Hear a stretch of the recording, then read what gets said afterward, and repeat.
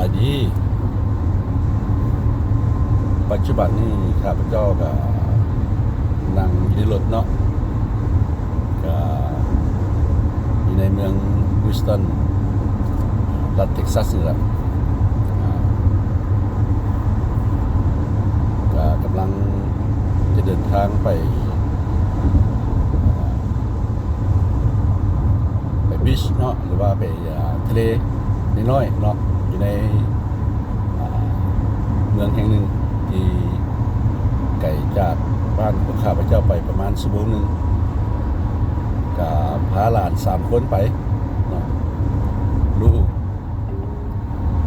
ของลูกสาวกกก็มีนางยูรี่มีนางเคลลี่มีนางโชอี้แหละสิพาเพิ่นไปเพราะว่ามื้อนี้เป็นมื้อพักเรียนหรือว่าเขาเอิ้นSpring Break เนาะของมื้อสุดท้ายแล้วก็อีก2 มื้อ 3 มื้อเนี่ยก็จะกลับคืนไปเข้าโรงเรียนแล้วเพราะว่าไปอยู่ลาว5 เดือนปลายก็บ่เคยพาหลานไปเล่นเนาะเพราะว่าข้าพเจ้ามักให้ลูกให้หลานไปเล่นน้ำเนาะหรือว่าวันพักก็แปลหลานมานอนเฮือนน้ำก็เป็นความสุขหนึ่งเพราะว่าข้าพเจ้าก็เป็นคนกินเบียร์มานานแล้วเนาะก็มาฮอดวันนี้ก็มาอยู่หลังจากมันกลับมาจากลาวเนาะก็มาอยู่บ้านฮิวสตันรัฐเท็กซัสนี่แหละก็บอนที่ข้าพเจ้าอยู่ได้40 กว่าปีก็อยู่บอนเก่าตลอดก็บ่ได้ย้ายไปไส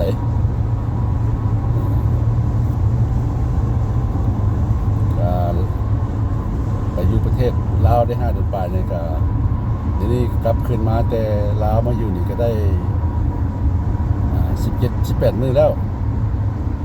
ก็ยังบ่ลืมการนอนเทื่อ เพราะว่าเวลาประเทศลาวกับเวลาประเทศสหรัฐอเมริกานี่จะลื่นกัน12-13 ชั่วโมงเนาะแล้วแต่ละรัฐอยู่อเมริกานี่ก็ชั่วโมงก็ต่างกันคือกันเนาะแถว East แถว West บ่หรือว่าแถวCentral บ่สิเนาะCenter คือครับเจ้าก็อยู่Central เนาะใจกลางของประเทศสหรัฐอเมริกาเนาะเขต Central แล้วก็สิมีเขต East ชั่วโมงก็สิต่างกันไปแล้วเขต West ก็ชั่วโมงก็สิต่างกันไปเนาะเพราะว่าก็คือว่าล่ะเรื่อง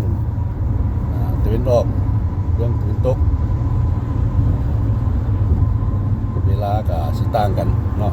ประมาณนี้ก็คือว่าล่ะก็พาหลานไป3 คน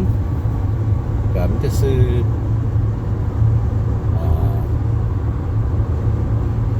คนนี้ก็ซื้อพุทธมิตรก็14 ปีแล้วเนาะซื้อนางโชอี้ซื้อนางจูรี่ขอโทษคนที่2ก็อายุก็12 ปีแล้วก็ซื้อนางเคลลี่เนาะ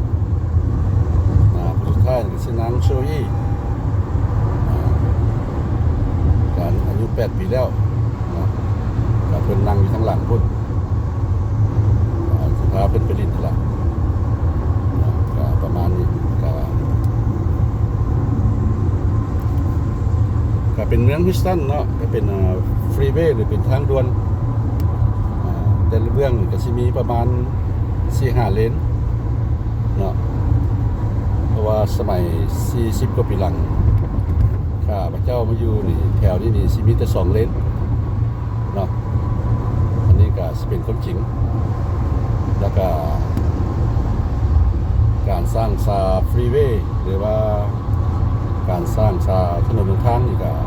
เป็นการสิขยายออกเรื่อย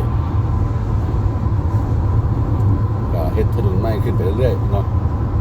แล้วก็การก่อสร้างงานต่างๆก็เกิดขึ้นมาเรื่อยๆ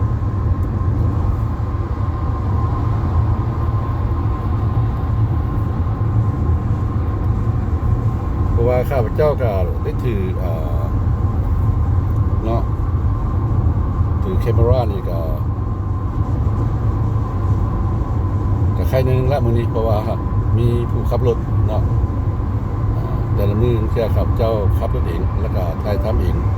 There's a 5-minute slowdown on I-45 South in แล้ว 2 ก็ miles. สิ You're still on the fastest route. แล้วก็สิภาพก็สิบ่งามแดเนาะก็มื้อนี้ก็สิใครนึงแต่ก็สิเห็นหัวรถได้บางครั้งเพราะว่าการขี่รถนี่มันก็เนาะท่านก็ฮู้ดีเนาะมันก็เต้นทางบ้านเขาเจ้าก็ดีอยู่ดอก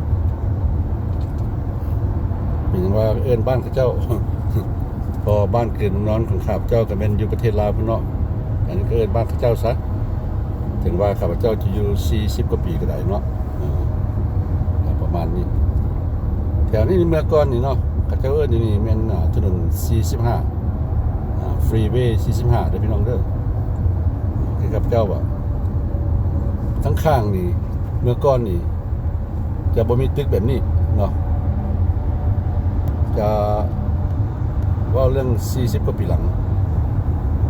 ทั้งข้างนี่สิเป็นป่าเป็นดงไปได้ทั้งบอนเนาะก็สิบ่มีตึกแบบนี้หลายเดี๋ยวนี้เขาเจ้าก็สร้างขึ้นมาหลายขึ้นมาเนาะคือว่าประเทศเจริญประเทศมหาอำนาจประมาณนี้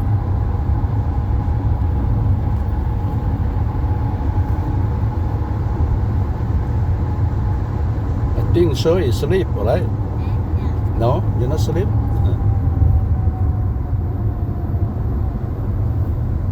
Yeah, you can listen to the music, why not? If you want to, or you want grandma to turn it on for you? Yeah, turn it on for them. Yeah, we just about to go to the beach, yeah, to take my 3 grandkids here. Zoe, Kelly, and Yuri, yeah, go to the beach because in 2-3 days they will go back to school already. Yeah.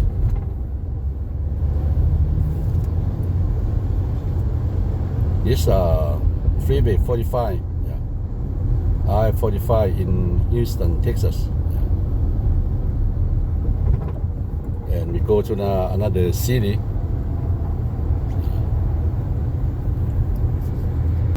Yeah, look like the traffic jam here. Yeah, we just about to go to Lakeport. Yeah, another city from. It's not Houston. It's Lakeport. It's a friend name. Yeah, it's a friend name. In the French they call La Porte, yeah. And we read in English we read Lakeport. Yeah. They have a nice beach there. Yeah.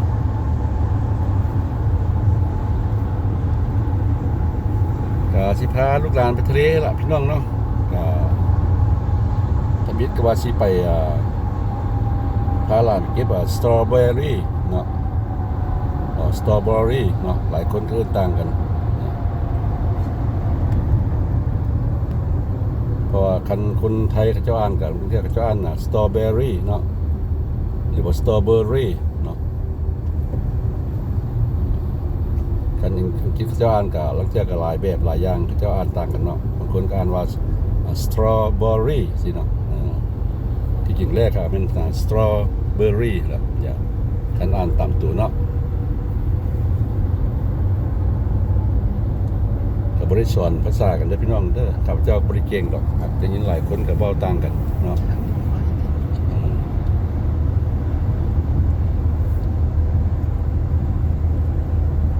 ก็ที่ท่านเห็นล่ะก็ท่านเห็นเนาะการฟรีเวย์เขาเจ้าเนาะก็ผ่านกันสิล่ะก็ตะกี้เห็นมีแต่อยู่ฮิวสตันเท็กซัสมีแต่45กับ59เนาะต่อมาเจ้าก็เริ่มมี610ขึ้นมา 610ก็เป็นทางอ้อมของอ้อม45กับ59เนาะก็ต่อมาก็เจ้ากับบ่พอใช้อีกรถก็หลายขึ้นซุมื้อก็เจ้าก็มาสร้างเบลเวเอจเบลเวเอจนี่ก็กวม610อีกและต่อมาใหม่ๆนี่ก็มาสร้างฟรีเวย์99ขึ้นอีกเนาะก็กวมเบลเวเอจไปอีกแปลว่าเขาเจ้าก็สร้างขึ้นซุมื้อเนาะท่านสามารถเบิ่งอยู่ Google ได้เกี่ยวกับแมปของเมืองฮูสตันรัฐเท็กซัสนี่เนาะตัวเก่ากับตัวใหม่ว่าจะแตกต่างกันปานใดเนาะท่านสามารถเบิ่งอยู่ Google ได้ก็เพราะว่าฮูสตันนี่เป็นเมืองใหญ่ระดับ4ของอเมริกาเนาะก็เว้าแล้วก็เว้าอีกแต่ละคลิปเพราะว่าข้าพเจ้าก็ใช้ชีวิตอยู่เมืองนี้ได้ตั้งแต่มาเนาะบ่ได้ย้ายไปไสลูกเต้าก็อยู่นํกันหมดในเมืองฮูสตันรัฐเท็กซัสนี่ล่ะแต่ละคนก็มีครอบครัวหมดแล้วข้าพเจ้าก็มีลูก3คนผู้กบผู้หญิงเนาะผู้ที่2มาก็ผู้ชายก็ได้เสียชีวิตไปแต่ปี2022เดือน9เนาะและผู้ที่3เป็นผู้ล่าเนาะเป็นผู้ล่าก็ยืนกันนี่แหละก็บ่ไกลจากกันดอกก็ขี่รถไปหากันประมาณลังเฮียนก็15นาทีเนาะลังเฮียนก็ครึ่งชั่วโมงนี่แหละประมาณนี้เนาะเฮาก็สิพากันไปก็ยังพอง่ายดอกอันนี้ก็ยังอยู่45อยู่เนาะwe still here in the 45 highway or I-45 interstate 45 connect to the 610 because 610 will take you to the another city ทีนี้เขาก็ยังอยู่ฟรีเวย์45ของเมืองฮูสตันรัฐเท็กซัสเนาะก็สิไปหา610บัดนี้นะข้าพเจ้าได้ว่าไปละ610นี่สิเป็นทางอ้อมเมืองแล้ว610นี่สิพาท่านไปหาถนนใหม่เพื่อสิไปเมืองเขาเอิ้นเมืองลาป็อกเนาะภาษาฝรั่งก็ไกลจากบ้านข้าพเจ้าดีประมาณชั่วโมงนึงก็สิมีทะเลน้อยๆถ้าว่าอยากไปทะเลใหญ่แท้ก็เป็นอยู่เมืองกาเวสตันพุ่นล่ะพี่น้องเนาะก็ประมาณเกือบ2ชั่วโมงก็ชั่วโมงปลายเนาะเพราะว่ากาเวสตันนี่เป็นเมืองที่ว่าสุดของรัฐเท็กซัสเนาะของรัฐเท็กซัสแล้วก็สิเป็นทะเลเลยบัดนี้เนาะก็สุดอยู่สุดแดนของอเมริกาว่าถ้าไปทางใต้ของรัฐเท็กซัสแล้วก็อยู่เมืองกาเวสตันนี่ก็เป็นว่าเป็นทางสุดของประเทศสหรัฐอเมริกาเลยเนาะขอโทษด้วยพี่น้องเนื่องที่ว่าผมว่าบ่แจ้งเพราะว่ากับเจ้าก็มีแค่ปลอมเนาะอยู่ในแค่เป็นฟักหรือเขาเอิ้นอิมแพลนเนาะอิมแพลนอยู่ในบางทีก็ว่าภาษานี่ก็บ่แจ้งปานใดเนาะก็บ่ลื่นคือตัวอย่างคือว่าภาษาลาวคือกันบางทีก็บ่ลื่นเนาะก็บ่แม่นกังแกล้งเฮ็ดให้พี่น้องเด้อก็ว่าไปตามที่สามารถเว้าได้เนาะ I'm saying is when I talk something or say something it's not clear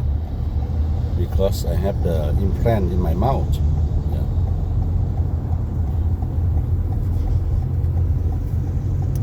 when you say something like a foul yeah you're just about to 1,000 feet, take exit 51 for I-610 East. yeah just about to connect to 610 East yeah to go to the another. Take exit 51, then use the left 2 lanes to take the I-610 East ramp. Use the left 2 lanes to take the I-610 East ramp.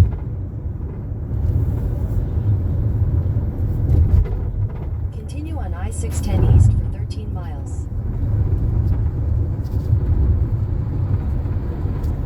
Yeah, it's not too far. We almost there in 30 minutes maybe.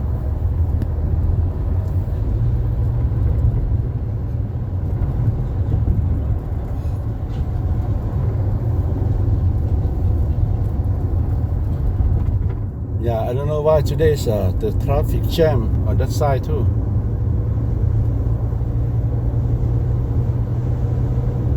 คือข้าพเจ้าไปว่าไปละเพราะว่าเมื่อสมัยก่อนถนนซิกเทนนี่สิบ่มีเนาะก็เจ้าก็มาสร้างบางปี ได้20กว่าปีมานี่บ่เนาะถนนนี่ประมาณนี้ล่ะก็เบิ่งนั่นล่ะรถเสียสติดนักเนาะสติดนัก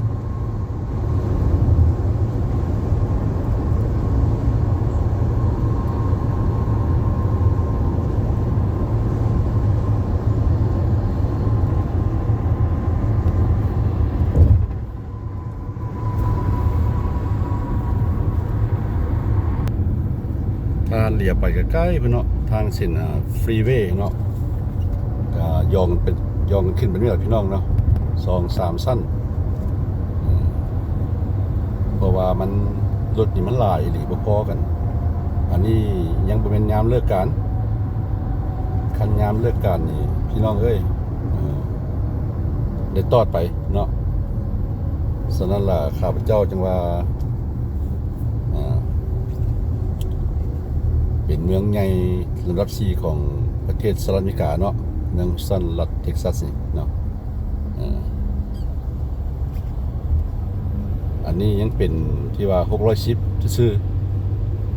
ยังสิมีถนนเบลเวย์อีกรวม610เนาะการยังสิมีถนน99ซึ่งสร้างขึ้นใหม่ในปีกายนี้ลังบอนก็เปิดแล้วลังบอนก็ยังบ่ได้เปิดให้ใช้เทื่อแต่ว่าถนน99นี่เขาเจ้าเอิ้นไฮเวย์เนาะหรือว่าI-99เนาะเขาเป็นเรียกว่าก็แปลว่าอินเตอร์สเตทเนาะก็อินเตอร์สเตทแล้วก็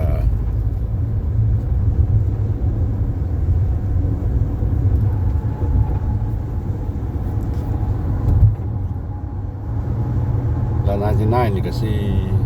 อ้อมเมืองฮูสตันนี่เลย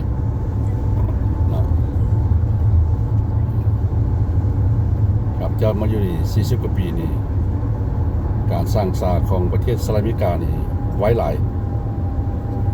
ยเป็นต้นถนนทางนี่ There's a slowdown ahead. เจ้าเฮ็ดนี่แปลว่าเป็นอย่างมันไว้ก็เจ้ามีเครื่องมือก็เจ้าดีเนาะคือ equipment ก็เจ้านี่ดีหลาย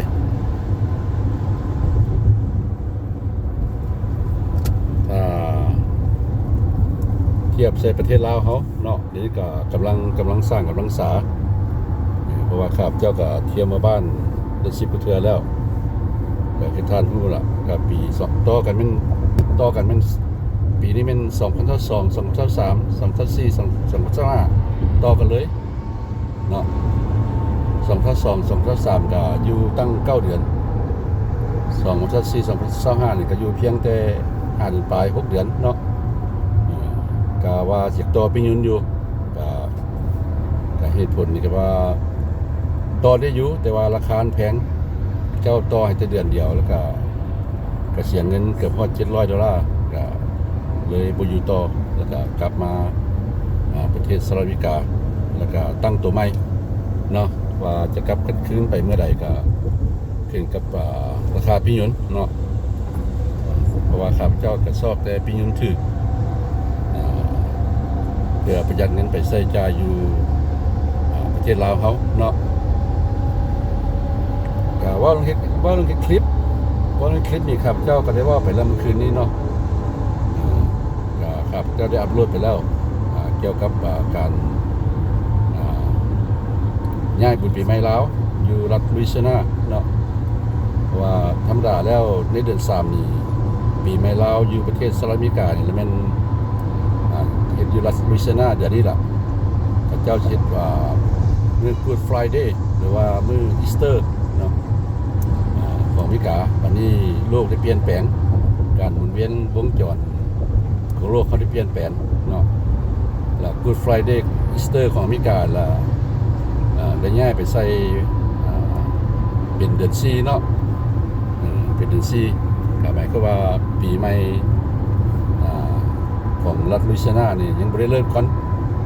บัดนี้ก็สิแม่นปีใหม่ลาว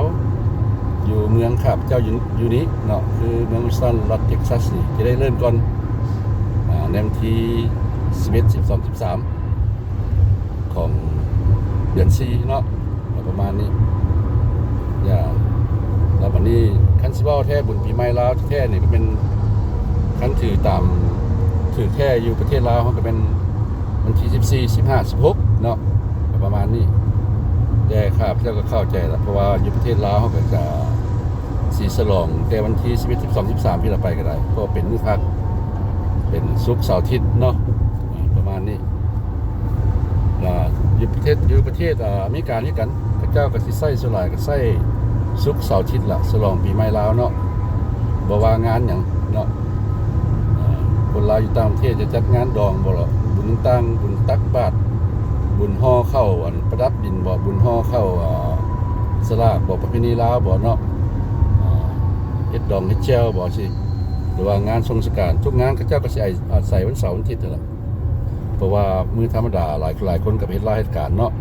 หาอยู่หากินเขาเจ้าก็ใช้แต่วันศุกร์เสาร์อาทิตย์ส่วนหลายเนาะแต่เมืองลาวนี่บุญห่อข้าวบ่บุญต่างๆนี่จะถึกมื้อเลยถึงจะเป็นมื้อเข้าการเนาะปีใหม่ลาวคือกันแล้วแต่ชื่อเจ้าก็บ่ได้อาศัยวันเสาร์อาทิตย์คือข้าพเจ้าได้เว้าล่ะปีนี้อยู่ประเทศลาวให้มัน14 15 16เนาะวันจันทร์วันอังคารวันพุธ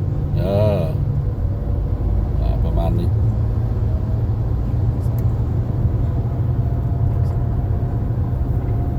I talk about Laos New Year. Supposed to begin this month at the Louisiana State, at the Iberia Parish city. But in Louisiana, they celebrate Laos New Year begin from this month, March. In Iberia Parish, Louisiana. So the first Lao New Year there, and the Lao New Year's in America we celebrate until August, from March to August, like last year. The last Lao New Year is at the Minnesota state. Is the last one. Because they don't have to do the same time in America, because every state we do like different month or different weekend. That's why Lao New Year's have to celebrate until August. And the first Lao New Year supposed to be at the Louisiana. But they celebrate on the Good Friday and or Easter. But this year the Good Friday and Easter Day is moved to next month on 18, 19, 20. That means Lao New Year's in Louisiana we moved to April, and then the first Lao New Year is in the Houston, Texas on April 11, 12 and 13 at Wat Phutta Samakhi Lao. You can join us.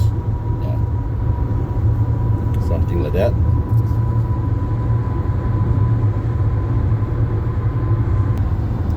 We are almost there. About freeway พี่น้องเนาะจะซ่อนกันแบบนี้ล่ะ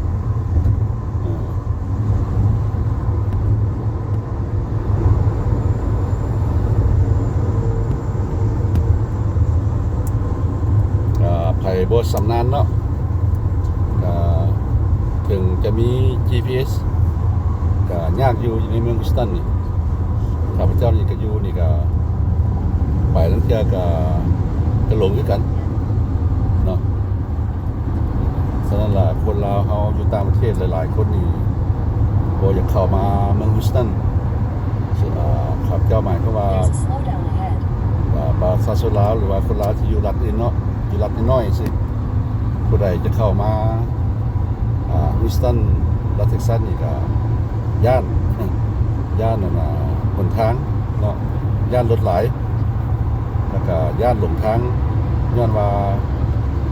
GPS นี่สิบอกแต่ทางขึ้นเสียงเงินวันใดเสียงเงินนี่ GPS นี่บอกขึ้นไปเลยพี่น้องเลยถ้าทานบ่ฮู้หนทางเนาะบางคนนี่ก็หลงกับคนลาวนี่ล่ะก็บ่หมดทุกคนดอกก็มีผู้หลงก็ข้าพเจ้าไปเที่ยวต่างรัฐนี่เนาะไปเที่ยวต่างรัฐนี่เขาเจ้าก็ไปลินนั้นคนลาวนี่เขาเจ้าว่าโอ้ยบ่กล้าเข้าไปดอกเมืองฮิวสตันนี่ย่านรถหลายคนก็เว้าซั่นก็เว้าต่อหน้าข้าพเจ้านี่ก็ 4-5 คนแล้วก็ 4-5 รัฐแล้วเนาะเขาเจ้าว่าโอ้ยบ่กล้าเข้าไปเด้อเมืองเจ้าหั่นมันใหญ่หลายเนาะเข้าไปก็หลงย่านออกมาบ่ได้เพิ่นว่าประมาณนี้ก็แบบคนลาวเฮานี่ล่ะบางคนก็มาอยู่ประเทศสหรัฐอเมริกาแล้วเนาะ 4-50 ปีก็ยังบ่ได้เมื่อบ้านก็มีเพราะว่าข้าพเจ้าไปทักถามพี่น้องเพิ่นอยู่ประเทศลาวเนาะเพิ่นก็ฝากเข้ามาว่าโอ้ยบอกผู้นี้ผู้นั้นมาน่ะเยี่ยมยามไปเด้อซั่นน่ะเราอยากมาอยู่เราหักบ่ฮู้ว่าสิมาจังได๋กลับคืนมาประเทศลาวฟังแล้วก็เป็นหน้าแปลกประหลาดใจเนาะอย่างเมื่ออยู่ประเทศลาวแต่ว่าบ่ฮู้จะเมื่อแบบใดก็แม่นความเจ้าแท้เพราะว่าข้าพเจ้าเคยไปพ่อคนแล้วเนาะก็บ่ฮู้จักสิเมื่อภาษาก็บ่เก่งแน่เนาะจะเดินทางไปแต่ละประเทศผ่านแต่ละประเทศนี่ก็ย่านบางคนก็จมอีหลีเนาะประมาณนี้คือตัวข้าพเจ้านี่บ่เว้าแล้วมาอยู่นี่จากประเทศ40กว่าปีนี่ไปกลับขึ้นไปเยี่ยมยามกัน10กว่าเทื่อแล้วเนาะบางคนนี่บ่ได้เมื่อยอีหลีเด้พี่น้องเด้บ่ได้เมื่อยอีหลีนี่นะ4-50 ปีมาอยู่ล่ะเพราะเป็นหยังข้าพเจ้าฮู้เพราะว่าข้าพเจ้าเฮ็ดคลิปอยู่เมืองลาวแล้วผู้คนท่านเขามั่นข้าพเจ้าว่าโอ้ยไปถ่ายบ่นั้นบ่นี่เห็นแด้หนีจากบ้านมาบ่ได้ไปเห็นจักเทื่อหลายคนเนาะก็เป็นคนลาวอยู่ประเทศสหรัฐอเมริกานี่ล่ะแล้วก็อยู่ฝรั่งแด้เนาะอยู่ออสเตรเลียแด้ที่บอกข้าพเจ้าไปถ่ายทำลุงเอ้ยอ้ายเอ้ยไปถ่ายทำบ้านนี่เด้อคือตัวอย่างบ้านโชคใหญ่โชคน้อยซั่นถนน450 ปีซั่นก็จะบอกไปถ่ายทำให้เนาะแถวสีไข่วัดไตสิแล้วก็ไปเบิ่งอยากเบิ่งการก่อสร้างบางคนก็ได้เนาะไปถ่ายบนบ้านข่อยเด้ออยู่โด่งๆที่เจ้าสร้างไปเขาใส่แล้วตัวอย่างเนาะครับเจ้าก็ได้เฮ็ดตามความตอบสนองของ FC เด้อพี่น้องเด้อบ่แม่นน้อยคนเนาะก็ฮอด20คนนะที่บอกข่าวเจ้าว่าไปถ่ายทำตลาดนั่นตลาดนี่แด้บ่หรือไปถ่ายทำ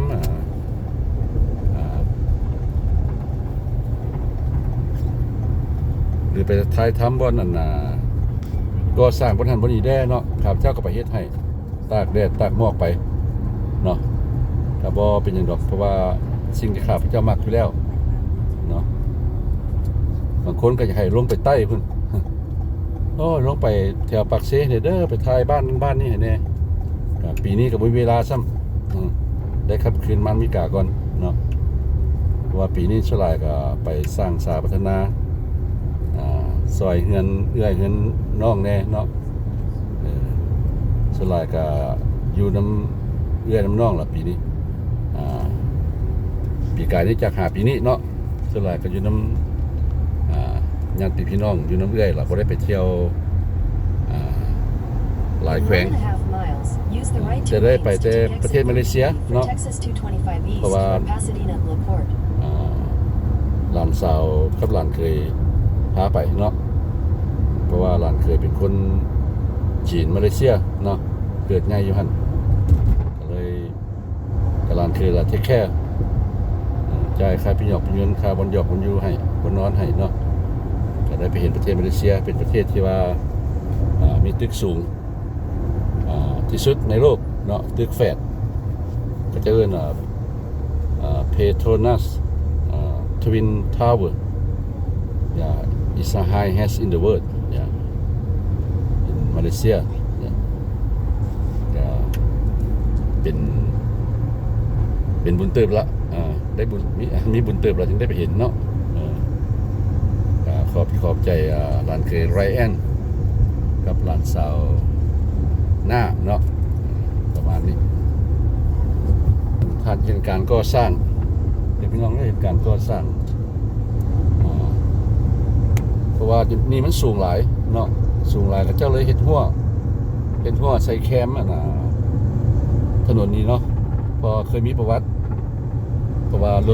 รถนักหลายแล้วเจ้าเลี้ยวเกิดให้รถสันปีนแล้วตกลงไปเนาะอันนี้ก็สิเป็นทางเรือเนาะสิเป็นทางเรือพี่น้องนี่ก็เฮามันฮอดเขตทะเลแล้วเนาะฮอดเขตทะเลแล้วมันสิเป็นทางเรือพี่น้องเด้อ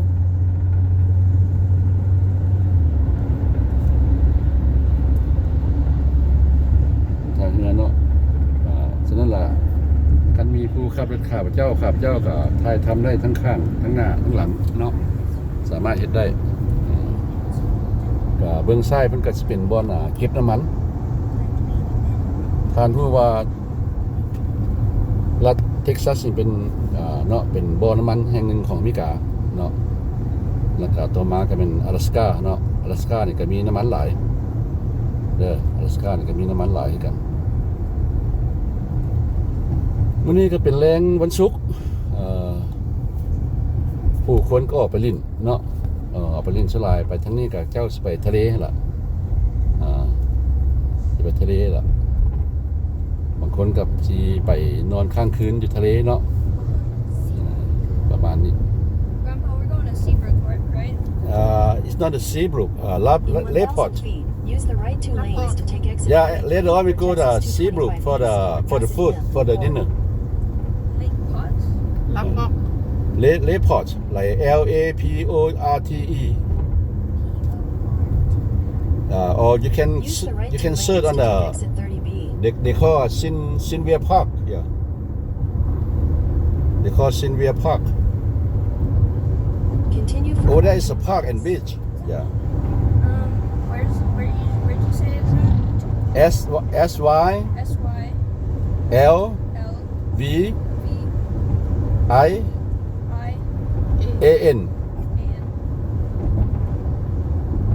I think they will say like a beach park alright yeah my grandkid asked me about where we going yeah and I give her the address ยี่กับหลานสาวใหญ่นางยูรีเป็นถามว่าประตูสิไปไสเอาสิไปไสก็ได้บอกคนอยู่เพิ่นแล้วเพิ่นก็เสิร์ชเบิ่งนำ Google แล้วเพิ่นก็ฮู้เนาะประมาณนี้ที่ล่ะก็เป็นคนที่ฉลาดเอาต้องเรียนรู้ไปแต่น้อยเนาะหรือว่าโยมิกานี่ลูกสาวข้าพเจ้า3คนนี้เนาะแต่ยังน้อยแกบ่ได้จับโทรศัพท์เลยเด้อจะบ่ได้จับโทรศัพท์เลยเดี๋ยวนี้เพิ่นกุ๊กนี่ของลูกสาวกุ๊กนี่นางยูรีก็14ปีแล้วจนก็15ปีแล้วหาก็ได้โทรศัพท์อีกได้พี่น้องเด้อหาก็ได้โทรศัพท์อีกแล้วบัดนี้พ่อแม่ก็ก็อนุญาตให้เล่น YouTube เนาะแต่ว่าเด็กน้อย2คนนั้นผู้12ปี11ปี12ปีกับผู้8ปีพ่อแม่ยังบ่อนุญาตให้เล่น YouTube เทื่อบ่ให้เบิ่ง YouTube เทื่อก็เป็นซั่นว่าข้าพเจ้าบ่ฮู้เนาะลูกหลานข้าพเจ้าปล่อยให้ลูกเล่นโทรศัพท์ตั้งแต่ 3-4 ปีพุ่นอย่างที่เมืองลาวส่วนหลายอันนี้เบิ่นเว้าสิไผเด้อพี่น้องเด้ออันนี้ความจริงเนาะเด็กน้อยลิ้นโทรศัพท์หลายเ บิ่ง YouTube หลายเสียคนเนาะขี้ข้านบ่อยากไปโรงเรียนอยากเล่นแต่ YouTube เนาะพลังเนาะเพราะว่า YouTube นี่มันมีได้เห็นหมดทุกอย่างเลยหรือว่า TikTok เนาะเด็กน้อยนี่ธรรมดาแล้วบ่ควรเล่นอีหลีบ่ควรเล่นอีหลีแต่ว่าลูกหลานข้าพเจ้าล่ะเกือบทุกคนเลยเด็กน้อยเล่นโทรศัพท์นี่เนาะคันบ่ได้ฉันก็ให้เนาะให้ใส่พ่อใช่ไหมแต่ประมาณนี้บ่เรื่องมาก็ต่ำเป็นมัธยางเนาะต่ำเป็นมัธยางครับจะเป็นคนมักที่ว่า disclaiming เนาะdisclaim ก็คือว่าเบิ่งไปทั่วขึ้นไปทั่วเนาะวาดภาพภาษาเราวาดภาพไปประมาณนี้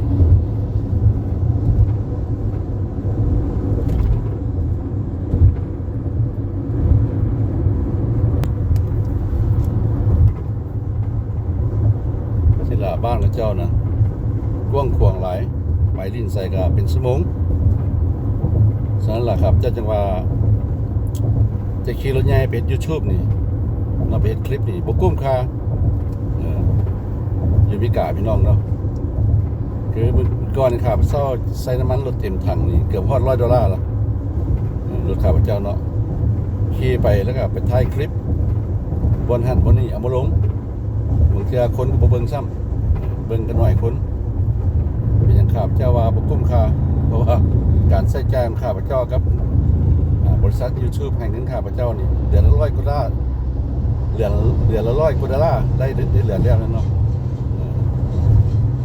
บนกุ้มค่าได้หลายที่สุดแม่นไปอยู่ประเทศลาวก็มี2เทื่อได้$200กว่ากับ$300กว่าเนาะก็บ่กุ้มค่าคือกันนั่นล่ะเพราะว่าเงินที่ได้มาก็ไปเอาไปเที่ยวเฮ็ดคลิปแต่ละแขวงเนาะใส่ค่ารถค่ารถไฟแล้วก็ไปนอนอยู่โฮเทลเงินพักเนาะเดี๋ยวนี้ก็แพงแล้วเงินพักแต่ละหม่องจะรุ่นดีๆก็600,000ละเกือบประมาณ$30แล้วเนาะก็มีอยู่ราคา200,000ก็มีอยู่โรงบอลแต่ว่าเป็นเมืองท่องเที่ยวแท้นี่บ่อยากมีคือแขวงหลวงพระบางสิเนาะเรื่องเงินพักนี่จะแพงละที่ว่าเป็นคนไปท่องเที่ยวหลายสิก็ราคา600,000แล้วนี่นะประมาณนี้ปีข้าวเจ้าไปปี2003เนี่ยแพงสุดก็มีแต่200,000สมัยนั้นนะข้าวเจ้าเคยไปนอนแล้วบอนตัวอย่างคืออย่างเขาเอิ้นบอนข้าวจะไปนอนหั่นก็ลืมซื้อแล้วมีแต่200,000ตัวอย่างคือโรงแรมโอเคโรงแรมสิงหาราชเนาะก็อยู่ใกล้น้ำพุหั่นปีกายนี่มีแต่200,000ปีนี้ไปถาม600,000แล้วเห็นบ่มันต่างกันแบบนี้ล่ะเพราะว่าเดี๋ยวนี้อยู่ประเทศลาวเฮานี่ค่าครองชีพนี่ก็อย่างนักหน่วงเด้พี่น้องเด้อนักหน่วงครับเจ้าไปอยู่แล้วเนาะก็มื้อหน้าก็สิเว้าสู่ฟังเป็นคลิปไปเลยแต่ว่าคลิปนี้ก็สิไปเที่ยวก็ขอเว้าเรื่องอื่นไปก่อนเนาะแล้วก็เว้ากันมาแถวนี้ก็สิเป็นบ่อนเก็บน้ำมันกับเจ้าสร้างน้ำมัน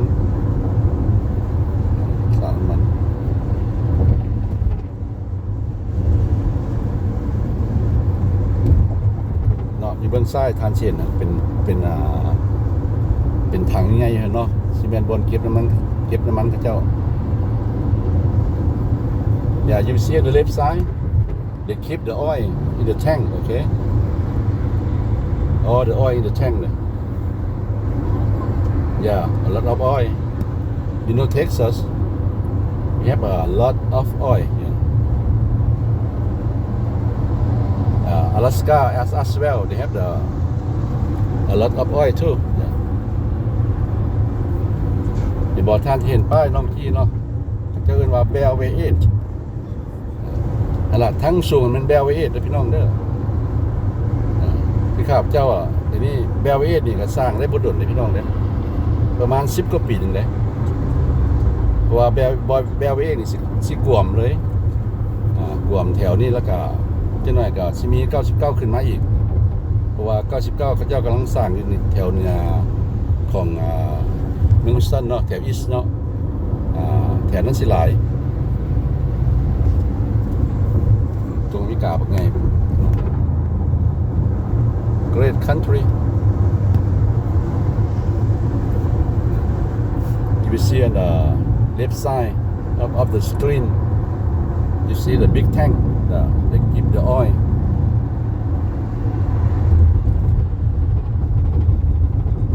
that's why they call airport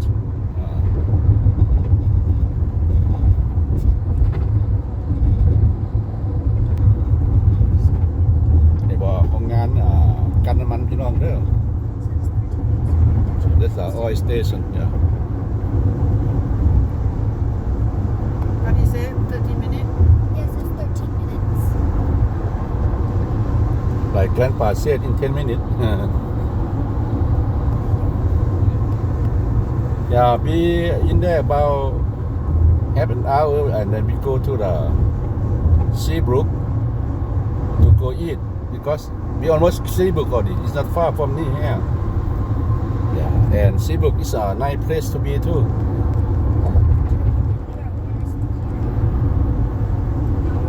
yeah ทานเย็นเนาะอยู่เบื้องซ้ายของเมื่อกี้นี่ว่าหลานเนาะว่าหลานข้าพเจ้านี่ว่าภาษาลาวบ่เป็นปานใดเด้อ เดี๋ยวนี้กำลังเรียนภาษาลาวอยู่เพราะว่าเพิ่นก็ไปเรียนภาษาลาวอยู่วัดเนาะเพิ่นก็เรียนทั้งภาษาลาวภาษาSpanishเนาะแล้วก็ภาษาอังกฤษเพราะว่าเพิ่นพ่อเพิ่นเป็นคนอเมริกัน Spanish เนาะแต่ก็เกิดนี่ล่ะแต่พอเป็นแม่เพิ่นก็เป็นคนมาจากประเทศเม็กซิโกเนาะแต่ว่าลูกเขยข้าพเจ้านี่เป็นเกิดนี่ล่ะเป็นคนอเมริกันแต่ก็มีเสื้อสายSpanish เนาะเขาอ่อนฉลากเจ้าHispanic เนาะคนที่ว่าประเทศคือกับประเทศเม็กซิโกบ่Honduras บ่สิเนาะสเปนบ่ก็เป็นคนเรื่อง Hispanic เพราะว่าคนปากภาษา Hispanic ก็หลายประเทศเนาะภาษา Hispanic นี่ก็เป็นภาษาที่2ของโลกได้พี่น้องเด้ของโลกนะภาษาที่1ของโลกก็เป็นภาษาอังกฤษภาษาที่2ของโลกเป็นภาษาHispanic เนาะแล้วภาษาที่3ของโลกเป็นฝรั่งเนาะตามข่าวเจ้าได้ฮู้มาบ่แม่นภาษาจีนเป็นภาษาของโลกเด้อพี่น้องเด้อบางคนเข้าใจผิดเนาะว่าเรียนภาษาจีนนั่นล่ะคือว่าคนอยู่บ้านเฮาล่ะหรือบางคนว่าก็เรียนภาษาจีนล่ะจังได๋จีนมาอยู่บ้านเฮาหลายมันจังมีเวียกเฮ็ดบางคนก็คิดแปลงสั้นเนาะ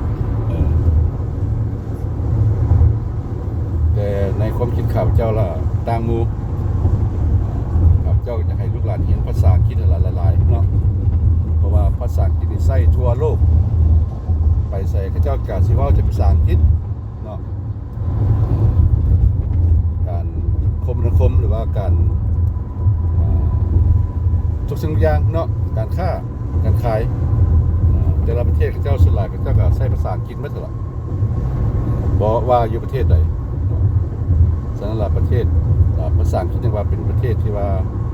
เป็นภาษาที่ว่าระดับหนึ่งของโลกเบื้องขวานี่สิเป็นรถไฟที่ว่าแก่น้ำมันเนาะแก่วัตถุดิบเนาะเบื้องขวานี่สิไปรัฐต่างๆแล้วเบื้องซ้ายนี่ก็สิเป็นบ่อนผลิตน้ำมันแล้วก็สิมีถังน้ำมันเนาะมีถังน้ำมัน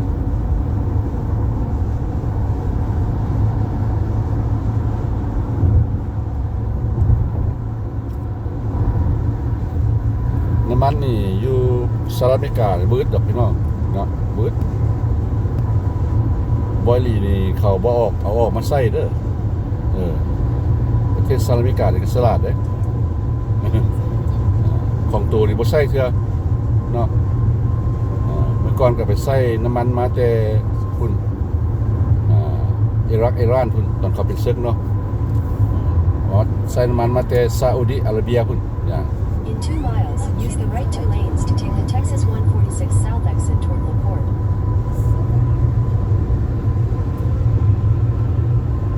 See, they call LaPorte. Yeah.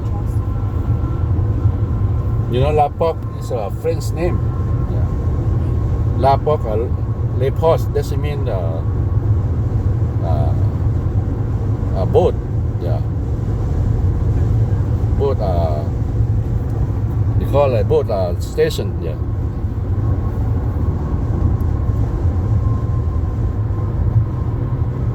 LaPorte is a French name. In French they call LaPorte ก็เป็นแบบว่าทางเหนือหั่นล่ะboat station อีกคำหนึงก็เจ้าเอิ้นนั่นก็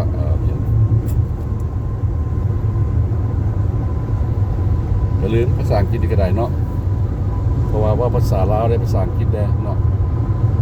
LaPorte นี่ภาษาฝรั่งก็ว่าทางเหนือล่ะแล้วอังกฤษเก่ามาใช้เขาเรียก LaPorte LaPorte ก็เป็นทางเหนือเนาะ We almost there guys only 10 minutes 8 minutes yeah. See that they call LaPorte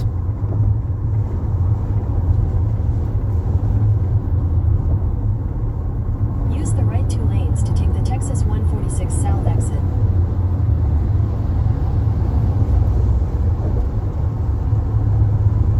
Now another your experiences Continue on Texas 146 South for 2 miles.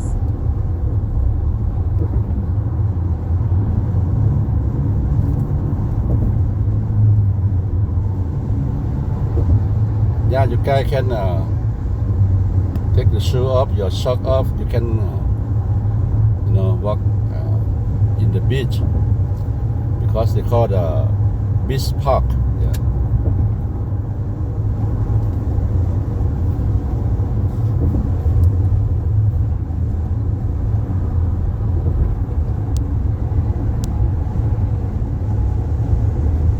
In 2 miles, take the exit toward Fairmont Parkway, Sylvan Beach Park. เนาะข้าพเจ้าก็อยู่นี่ก็โดดแล้วล่ะ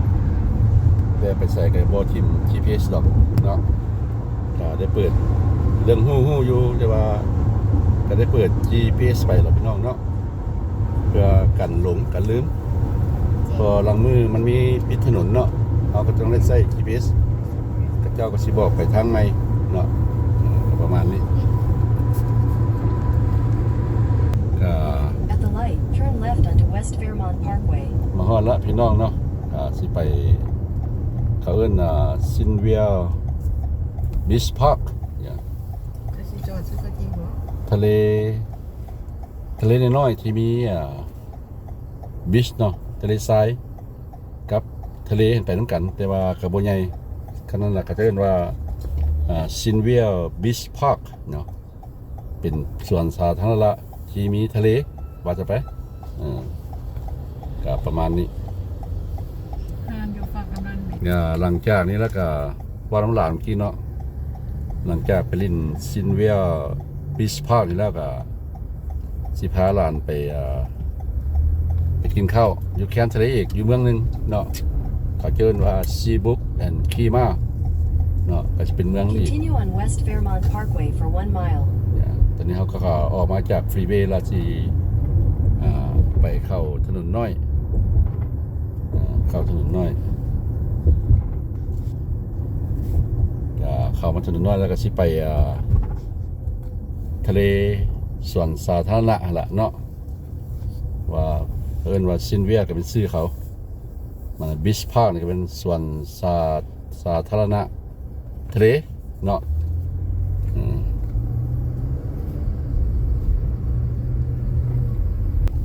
Yeah, you see the school over there,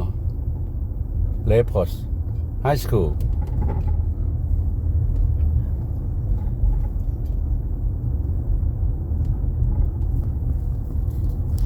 Yeah, sometimes somebody read like a leopard, but literally it's a lapot. Lapot. In French, they say lapot. Yeah. That's a phrase name. Oh, a lot of people today. I see the car, they park in there.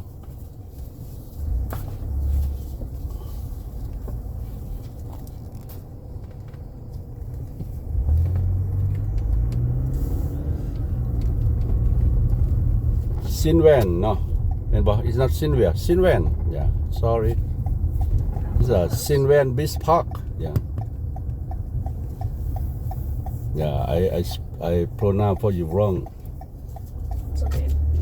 Sinwan. Yeah, grandpa don't remember though. I've been here like 2 years ago. Maybe more than that. Ready for the beach, Zoe? We can find a spot, take off our shoes and stuff, and then we can go play. Yeah, you can walk. We should play something, Zoe. Yeah, and then also. See? And Ursula took me to the beach. Yeah, we are here at And Sinwan Beach Park. you can put Yeah, your beach in the Layport You can put your or Laport, in the water. You can't put your Texas, So it's United States of America. oh my God. It's the fun place here. Yeah, I've been here like maybe 2 years ago. Now they got like improvement, like Playground? develop. Yeah, they have the playground. They have like Maybe those are rent houses. Yeah, I was gonna say that. Those look like apartments. yeah. Because someone's hanging their To the Alabama beach thing, house. so I think people live there. Alabama. We have the beach house. We Beach have house for rent, I the think. One of those like things you can put. beach house for rent, and they have the bridge, I might not the take place my to shoes off. fishing. Then I Yeah, gotta clean my feet. I might not go to that's why they call Sinwan Beach Park. Yeah, We can hang at the they have the beach here. Yeah, So do you want to take off your shoes with me? Probably. The ไปมันนะใกล้ๆพวกก็มี Oh, I see a bench that we can put our stuff at. You'll have to be able to clean your feet. So you sure you want to take your shoes off? Yeah, you can clean your. My socks are already That's okay. Yeah, I have a towel. You need. No problem. Yeah, we have the water to clean. เข้านี่ก็บ่เข้าเนอะ I wasn't saying you couldn't do it. I'm just saying like We can go put our stuff at a bench.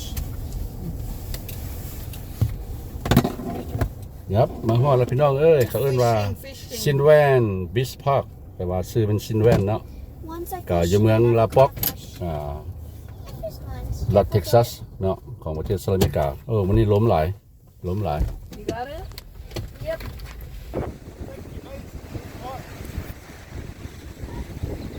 Yes, we are here. Today is windy. You see the people fishing.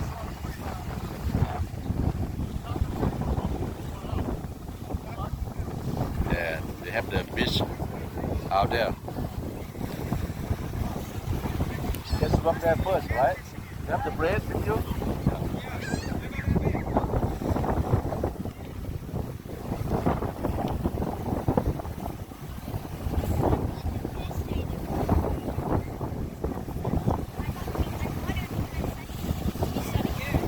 Huh? No sun today. We didn't need นี่ก็3 ล้านสาวนะพี่น้อง3 ล้านสาว This is my grandkid for my first daughter, B. Yeah.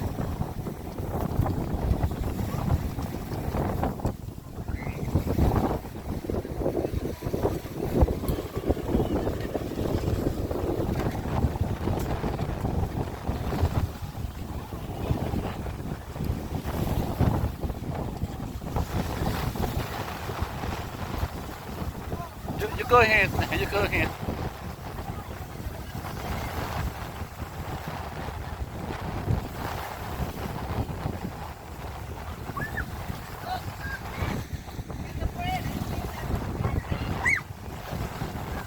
What happened? Yeah, they come now. Here they come now.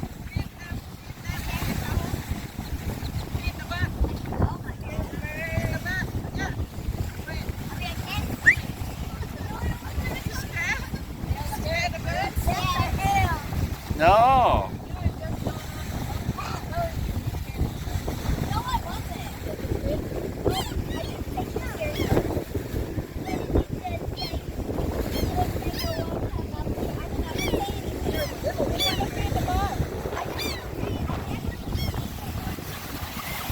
Yeah, ก็เป็นที่บนงามพี่น้องเนาะเป็นที่บนงามทะเลนี่ก็แม่นว่าล้มหลายเนาะในทะเลนี่เป็นบนสุดพุ่นล่ะมาแต่คาซัคสถานเนาะแล้วก็นี่ท่านสามารถเกลือนกได้เลยเอาความกินเอา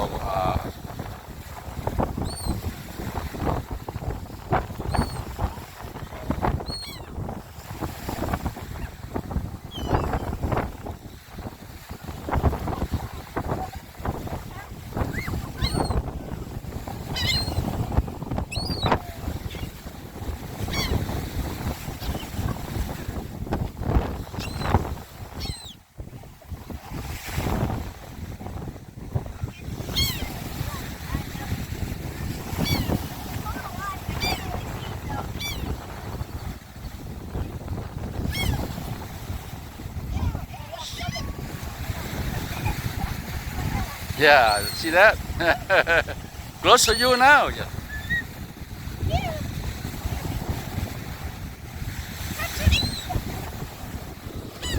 ก็บรรยากาศเนาะพี่น้องเนาะก็แบบนี้ล่ะก็เล็กน้อย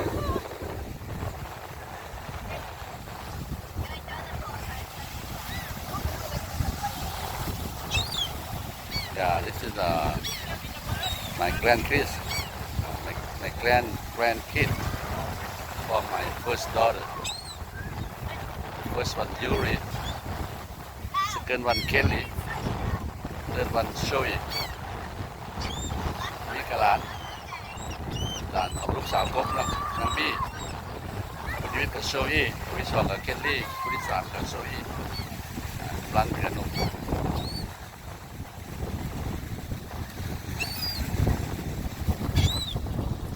ถ้าเห็นเนาะก็วินดี้เนาะลมหลายก็ถ้าเห็นขัวไปเห็นกระบวนตึกเบ็ดเนาะแล้วก็อันนี้ก็สิเป็นคนลิงทะเล Right, why you scare the bird, Kelly?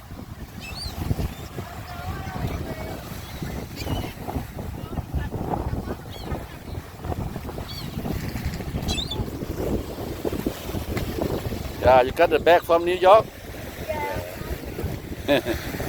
Yeah, she went to New York.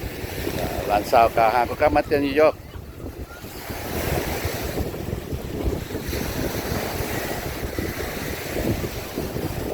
นี่ก็มีทะเลเนาะทะเลแล้วก็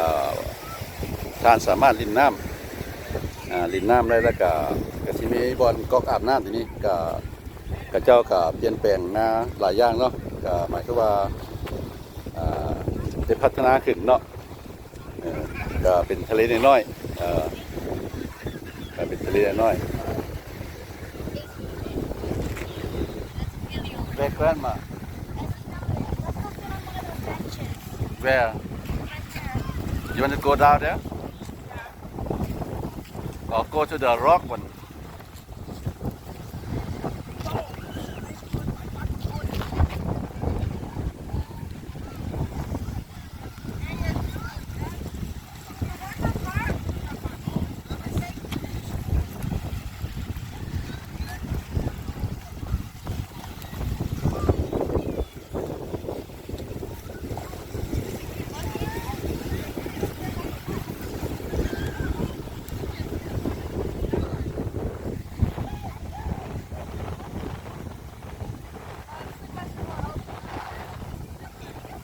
What? You walk to the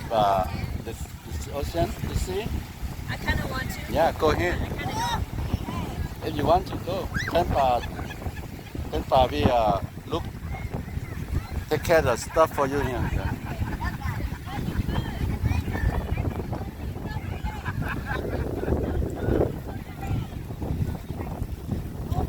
ที่ล่ะบ่ได้มาลิ้นน้ำลานก็สินี้ก็หาดินปลายเนาะหาดินปลายมานี่ก็ได้พาหลานมาลิ้นแล้วก็ดีใจเนาะหลานก็ดีใจ Yeah, you can put the shoe on the chair.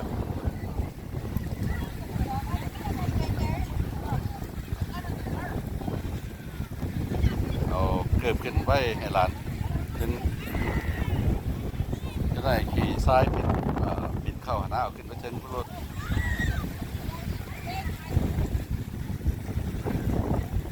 ขึ้นไปตั้งรถก็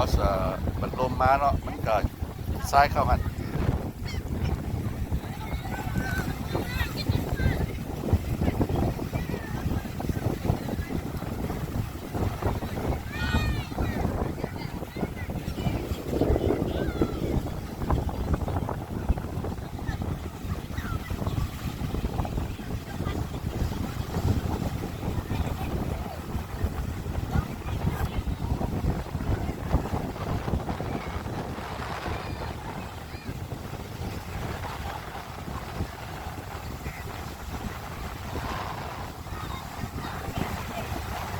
Sorry, why you don't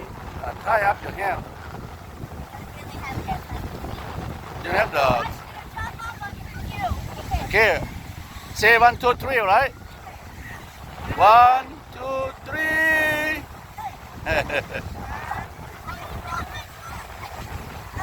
พร้อมกันแม่ at the same time เข้ามาเข้า 1,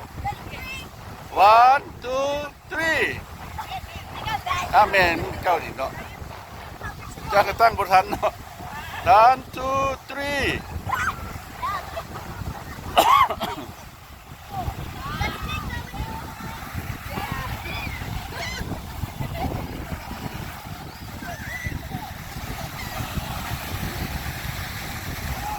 เรียกไปไก่พุ่นแต่ละบอนเขาเจ้าก็สิมีขัวเด้อมีขัวแล้ว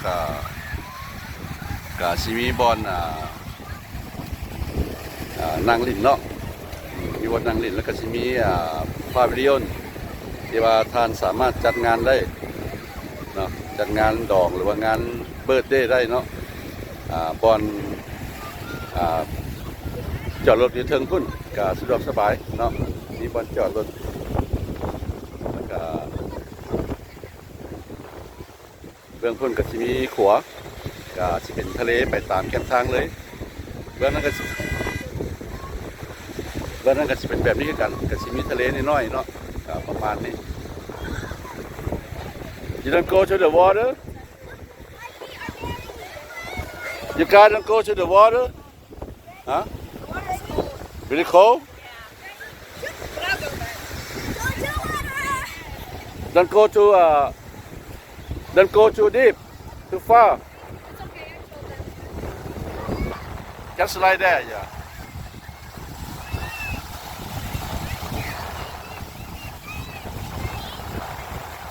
Yeah, take picture ให้เขา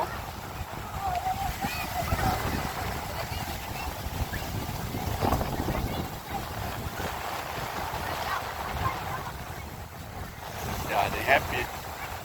I didn't play with them for like over 6 months because I was travel to Laos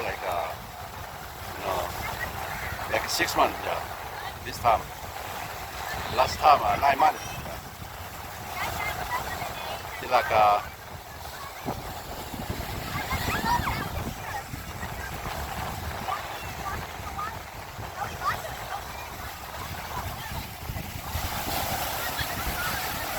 Oh, I didn't see you. Sorry.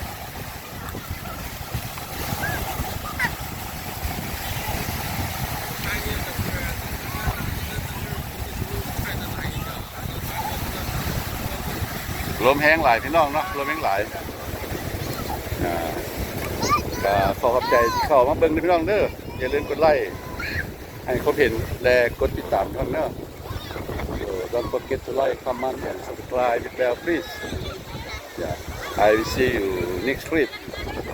Now I got my destination here. Yeah.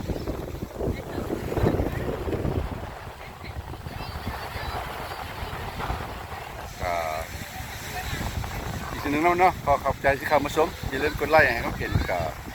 กดติดตามพี่น้องเด้อ Yeah. So thanks for watching, but don't forget to like, comment and subscribe with bell please.I will see you another clip. Bye bye. พบกันคลิปหน้าเนาะพี่น้องเนาะบาย